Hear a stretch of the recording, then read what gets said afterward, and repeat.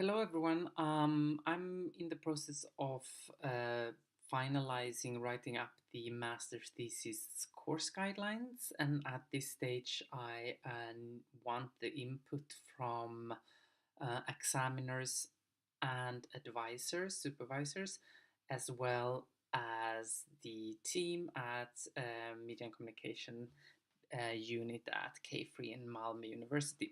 So therefore, I recorded this little video as a guide to the attached course guidelines that I have attached in the email sent to you. And I thought it would be better to do this little video recording than having to answer a lot of individual emails. So what I want right now is your input. I know that we at Malmö University at K3 will have an MKV day, Media and Communication Studies Day, beginning of December, when we will discuss assessment criteria. But not all of the advisors and examiners will be uh, part of that meeting, so I'll record this message. Okay, so in the first page, I just stated the name of the courses is 1 year and 2 year master thesis course, the course codes, etc. And then we have the table of content. This might be changed, of course, as we work with this document to the final form. I don't really know how urgent this is, since I think they have the right to get a rough idea about the course up to 4 weeks in advance, so that's in mid-December. So we need, I think, to finalize this before Christmas. Anyway, your input is valuable, and you can send the input to me via email or via some other mode of contact. Okay, so this is just the table of content. I'm currently, we have, I don't know about whether there are any requirements of publishing the works in MUEP. I've talked to Cecilia about this, and Cecilia has said that Morten will know more. So I'm currently in contact with Morten to see what are the publishing requirements of the master thesis. And then also the formal document guidelines. I don't know if there are any formal document or thesis guidelines that we employ. Departing from Pille's PowerPoint slide last year, I've developed these together with what I've done previously in Uppsala. Okay, so the first page is just a short introduction to the master thesis project, and a little bit about the process. Nothing special. One thing that I do say here, which is highlighted in yellow, is that I want to upload good examples of master thesis at the its learning course sites. So I therefore encourage you who worked at with the master theses last year to nominate or send me names or of good theses that we could make available for the students. So please do that. So that's my first question for those of you who worked at Malmö last year. Do you have any good theses you want to nominate that we can put on the course websites, on the course It's Learning sites, which is the learning platform we use in Malmö for those of you who are not from Malmö. Here's an overview of the process. I'm currently trying to learn how to book the local classroom and all of that. And as we see, the second year, even though both the first year and second year master theses are 15 credits, they are slightly different in terms of that. The second year master thesis is on 50%, so it starts when the semester starts, the spring semester starts, whereas the first year master thesis will go 100% the latter part of the semester. There are some different deadlines here. We have talked about this a little bit. The one thing to notice here is that the deadline for uploading the thesis in May is the 18th. And then already the 23rd, 24th, and 25th of May, there will be the thesis seminars. So it's important that you who will examine master theses block 21st and 22nd already now. So you know that you will be busy those days. You cannot do anything else about those days, and perhaps you want to block a little bit of the 18th as well for reading theses, that this gets blocked in your calendar. And this is the suggestion we talked about, that there will then be the final deadline 2 weeks after, which is actually at the end of the semester. The semester ends the 8th of June, so they will have time to work with the comments. And according to Malmö University guidelines, within 15 working days, so no red days, no midsummer, anything like that, 15 working days, we have to provide the grade. So 15 working days from 8th of June is 29th of June. Of course, these dates can be discussed. If you want to change these dates, I think this is good. And also let me know, those of you who will examine master theses, if you prefer to examine in May or if you prefer to examine in August. And then I'm also exploring the possibility to have the second re-exam in January. I'm not sure if I'm allowed, but I'm exploring that possibility in order to really push them to finish their examinations on time. So first attempt May, second attempt August, third attempt January. Then the next page here is about how to write the master thesis proposal. So the master thesis proposal will be very important in this process, and I will deal with this part of the process. So and you will mainly as advisors see the proposals when you are allocated a student, and I will be the one allocating master thesis students as well, and they will be allowed to suggest an advisor, and I will try to meet their suggestions, but otherwise I will try to make it as fair as possible. And if you also have requests for supervising a particular student, let me know. But very detailed information about the master thesis proposal, what I want them to have in there. I mean, introduction, previous research, theoretical framework, even an attempt to envision the analysis, start to think about that, ethics, etc., as well as a rough timetable. And then I go through what I think they need to think about in these different parts. Yeah, when I worked in Uppsala, I used to have a library workshop together with the students. I don't think that will be possible. Maybe I will do something with the library. I'm currently talking to Pille about this. That's why I've highlighted this in the document here, the 16th of the, because this won't be this. This is what I did in Uppsala, organized the workshop before Christmas for the students. This will not be possible. Maybe, yeah, we will see if I do something there. And please, I mean, if you have any suggestions about anything in these course guidelines, also about apart from the things that are highlighted, you know, please let me know. Okay. Another thing that I'm looking into is the possibility of students doing a theoretically oriented master thesis. I mean, for the first year students, if you look at the learning outcomes, they are not allowed to do a theoretically oriented thesis because it's clearly stated in their learning outcomes that it has to be, they have to collect empirical material. But is this going to be a possibility for the second year master students? Yes, this is something we need to think about and perhaps discuss, and your inputs of course is also important here. I'm also talking to Pille about this, whether this is going to be a possibility or not. Okay, so then I go through in these pages here. They're different components, also a timetable, so they will start to think about structuring their time already because they will have very limited of time.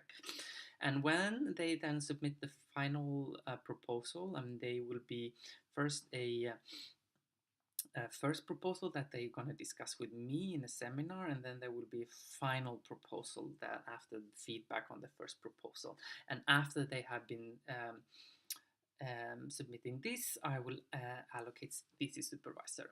And I also state here very clearly that they only get thesis supervision um, um, during the spring semester. So they know from beforehand that they cannot claim any supervision after midsummer. Of course, I mean, if you want to be nice to the students, you can. I mean, I don't want to structure you too much, but you know that it's stated here that they cannot demand thesis supervision after midsummer. Then their supervision time has expired. I also state here that they can of course seek support from outside, but that we will not offer any remuneration for external support. And by submitting the final thesis proposal, they also sign up for the course, sign up for supervision, and they only will get supervision once per thesis they write. Yes, and then I outline here the independent work with the thesis advisor. I strongly suggest or propose for the students that they will um, um, make a contract with the supervisor in order to structure how the supervision time will be used. I mean, there is 10 hours with supervision. I suggest that 4 of those or 3 of those will go into the final reading. So that leaves not much time. But I mean, we're all different. We all work different, and the students are different from each other. So it's good that you, and I also stress this here, that you, during the first meeting with the student as an advisor, do make a form. I mean, it doesn't have to be a formal contract, but some kind of contract where you discuss how you want to do it. So this is what I state here. And then I outlined quite clearly what is the responsibility of the thesis advisor, as well as what is the responsibility of the thesis student, as well as what is the responsibility of the thesis examiner, as well as what is my responsibility as the course director. So this I outline in these pages here. Yes, my suggestion here is that we will put it in the hands of the students to decide whether they should defend or not, but they should seek advice from their advisor on the matter. But it's the students who decide whether they are defending or not. Otherwise, it's nothing remarkable here. I mean, perhaps, I mean, we do state that it's not our responsibility as advisors to improve the language and grammar, etc. Yes, the writing guidelines. I don't know about the writing guidelines here and how strict we will be on that. I have to discuss with Pille whether we have any regulations on that or whether we should. That's why this is highlighted, because this might be changing. And then we have the responsibility of the examiner, which is also stated. I want to really make sure that the roles of the examiner and the supervisor is clear, that those are different. And what I'm suggesting here, and it's highlighted in yellow, is that the student and the examiner actually sit down 15 minutes to go through what needs to be fixed after the final seminar, before the final submission, in order to for the students to really understand that. So this is my suggestion. It's open for discussion. You can please feel free to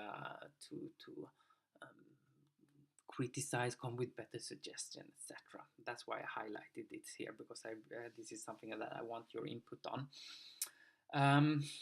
And I also stress here that it's the examiner's decision who counts, not the advisor. So it's the examiner who should be the one addressed if there are issues the students need to ask. And in order for that not to go on forever during these 2 weeks when they after the final seminar, that's why I suggest this 15-minute sit down. Yes, and then of course, I don't know, in Uppsala we had this rule that they will not receive any grade before it was published in the DIVA system. I don't know if we're going to have something similar here in Malmö. I'm awaiting the response from Morten. That's why this is highlighted. Yes, the final seminar and public defense. Mm, Once again, I highlight here, and of course we want your input, that the students should decide, but they should ask the advice of the advisor on the matter, but also highlighting that the advisor can never guarantee that the thesis will pass or anything like that. So it's the examiner who decides, so this is absolutely clear. And then what I've also worked with previously is that texts, I mean, that in order to avoid having to give comments on texts that are incomprehensible, we state this already here, that if the text is incomprehensible, we cannot grade it on content or give comments on content. And I also highlight it here because we will of course check for plagiarism, and I think it's the Urkund system. I just need to double check it. That's why it's highlighted here. Okay, yes, is this reasonable? Is it not? In Uppsala, we had many problems with Chinese students that we could not grade because we didn't understand what they were writing. So that's why I put it here. Yes, your opinion, I'm very eager to hear. The public defense, yes, I'll have to talk to Pille and about this, exactly how it's gonna take place. I know that there were discussion of prolonging the defense. I mean, they are fairly short at Malmö already, so this needs to be rewritten. And since this is not, I mean, this is a defense where they then have 2 weeks to work with their comments. I think I think maybe we should have a slight restructure than we had last year. So this we need to discuss a little bit how to do this. So this is also something I would like to have your input on. And then also highlighting here that the possibility to sit down with the examiner for 15 minutes, and this I put this in the hand of the students to book this tete-a-tete or Skype. I mean, since we have students who are not here in person, maybe Skype meeting or a Zoom meeting should be booked. Maybe this is bad. Maybe it should be scheduled by the examiner instead of putting this in the hand of the students. I don't know. Once again, this is something I would like to have your input on. If indeed you like this suggestion that there is a 15 minutes sit down with the examiner. I mean, I think it's good, but of course, your opinion matters. Then the resubmission procedure.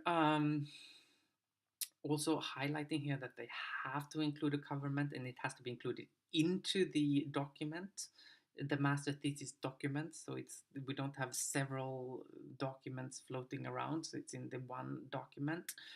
And also underline here that they need to highlight or use track changes in order for the examiner to really quickly assess whether or not the student has attended to the suggested changes that the examiner has detailed. And then publishing in MUEP, I'm awaiting instructions from Morten here. Some info to act as a discussant. This will also be a seminar that I will hold with the students 18th of May in order to get more constructive discussions going in the little time that we have. Yeah, formal document guidelines. I don't know what you think, but yes, have a look. Do you think? I mean, I've developed this out of what I had developed in Uppsala, but also out of Pille's guidelines that she highlighted in the PowerPoints that were used last year. I've noticed that last year we also encouraged students to work in pairs. Is this something that we should encourage this year again? I mean, how do we do with grading if they work in pairs? This might be, I don't know, is this a good idea or is not good? I mean, last year there were no pairs as far as I know, but I noticed that if they were, last year we said that if they were to work in pairs, they could have a higher word count. Yeah, what do you think? I don't know. Should we allow them to work in pairs or not? Yes, of course, add if you have better sources for academic writing, please let me know and we will fill this list here. Then the assessment and the grading of the thesis. So this is my suggestion here of assessment and grades. New for this year is that the course syllabus is changed. It's only one course code, where then the written text, the student's ability to critically discuss someone else's thesis, and the presentation and oral defense is all baked into the one grade. I list the learning outcomes here. They are almost similar for first and second year students. There is two differences. For second year students, we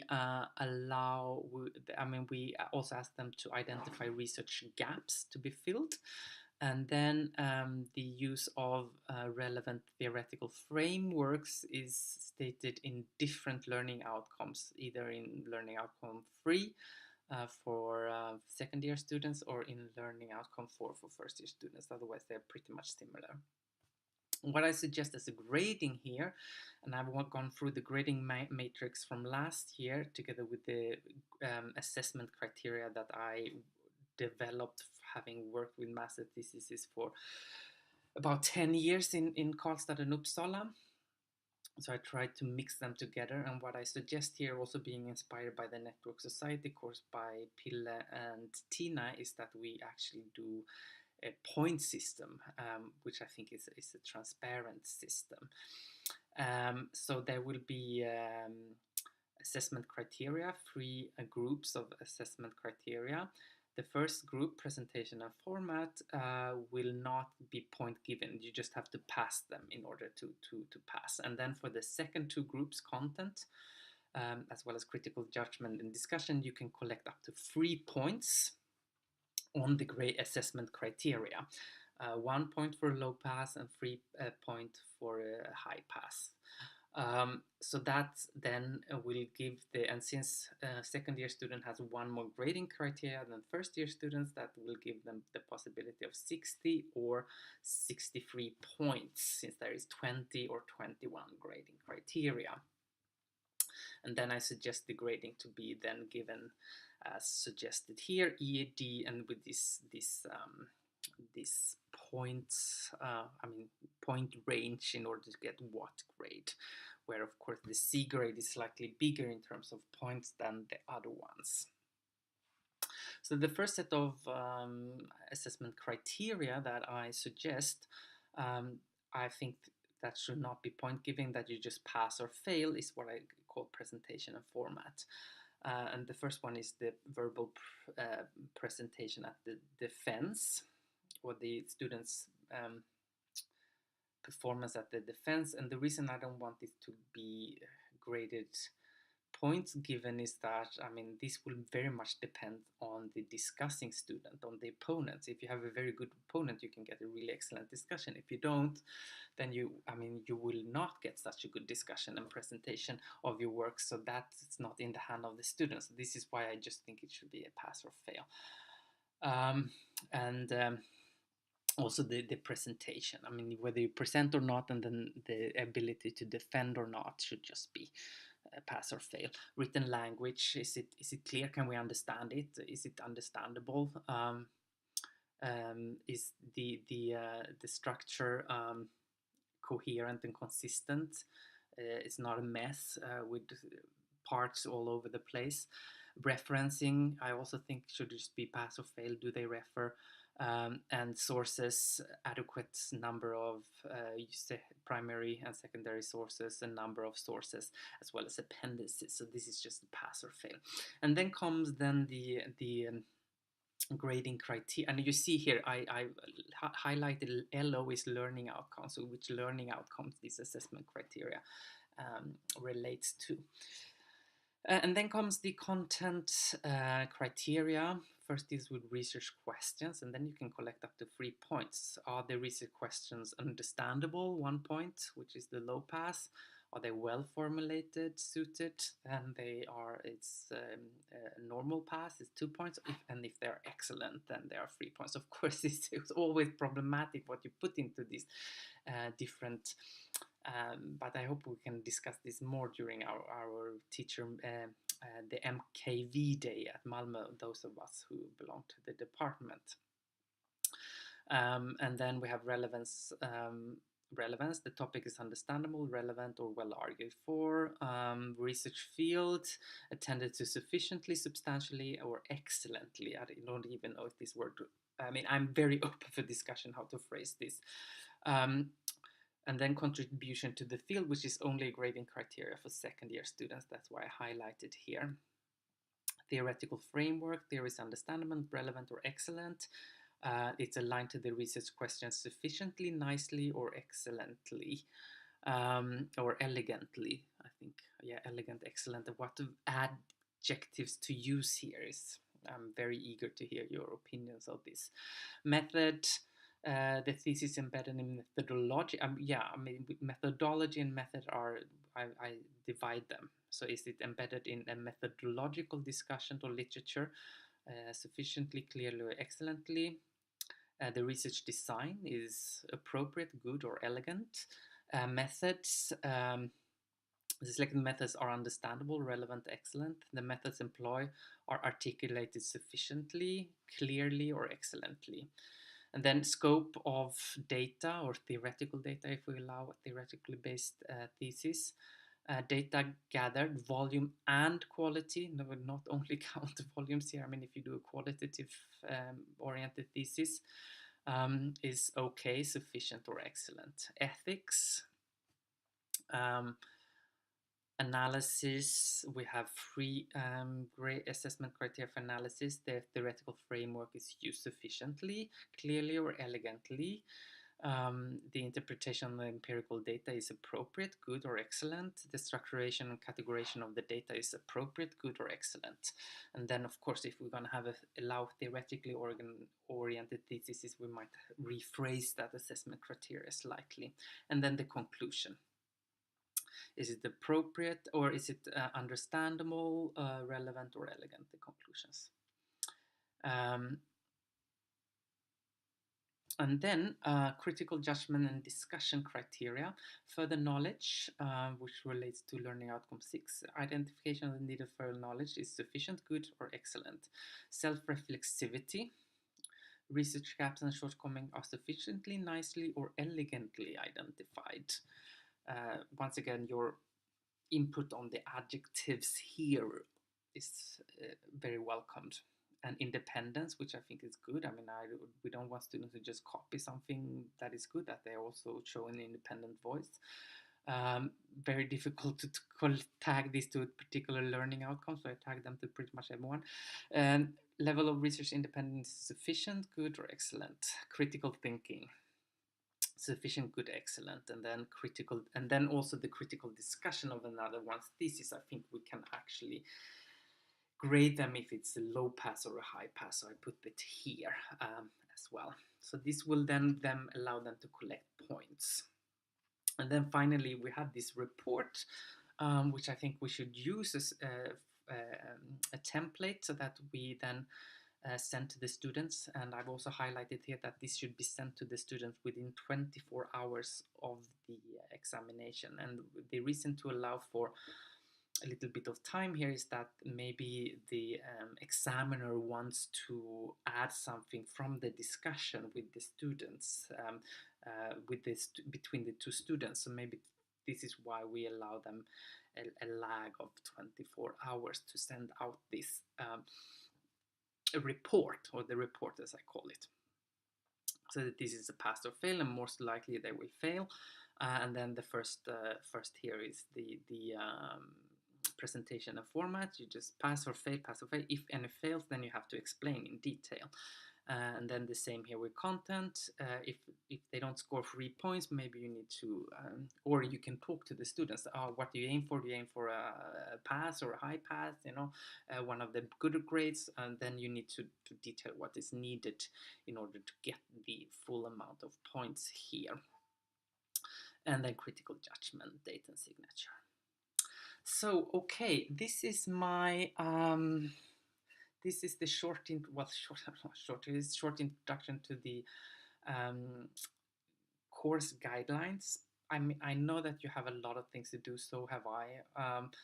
But please have a look, and your input is very important. And I very much look forward to the discussion of the assessment criteria that we're gonna have at the beginning of December.